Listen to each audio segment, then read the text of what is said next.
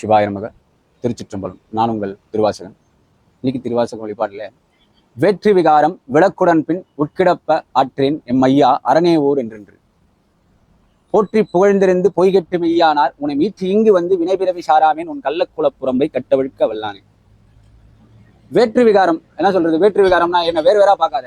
வேற்று விகாரம், விகாரம்னா உருவம், கொடூரத்தனம், நம் செயல், என்னுடைய செயல், நான் செஞ்சுட்டு இருந்த செயல், என்னுடைய காரியங்கள், பழக்க வழக்கங்கள்லாம் பிடிச்சது பிடிக்காம இருக்கு, நீ பயன்றது சரியில்லை, நீ பண்றது சரியா இருக்கு அப்படின்னு பாக்குறதுக்கு சாதாரண மனுஷன் மாதிரிலாம் இல்லை. வேற்று விகாரம் விளக்குடன் பின் உட்கிடப்ப ஆற்றேன். இந்த பாவமான செயல் எல்லாத்தையும், நான் பண்ணது எல்லாத்தையும் மறந்துடு, அது எல்லாத்தையும் தொடச்சு தூக்கி போட்டுட்டு உன் கூடவே இருக்கிறதுக்கு எனக்கு ஒரே ஒரு சின்ன சந்தர்ப்பம் கூட. முக்கிடப்ப ஆற்றேன் எம் ஐயா அரணே ஓர் என்று. அரண்னா இத்தினோண்டு ஒரு பூச்சி, குட்டியோண்டு இருக்கும், பொடுகு மாதிரி.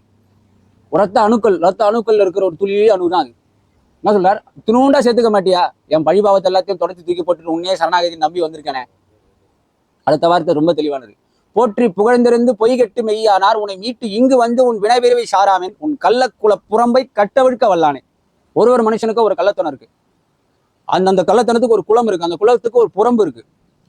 அந்த புறம்பை அழிச்சு ஒழிச்சுட்டு அடியாருன்ற ஒரு குடும்பம் இருக்கு, சிவனடியாருன்ற ஒரு குடும்பம் இருக்கு. அந்த குடும்பத்துக்கு இதுதான் வேலை, அவங்களுக்கு இதுதான் புறம், இப்படிதான் இருக்கணும், இப்படிதான் வாழணும்ன்றது கள்ளக்குள புறம்பை கட்டோடு அவிழ்க்க வல்லானவர்.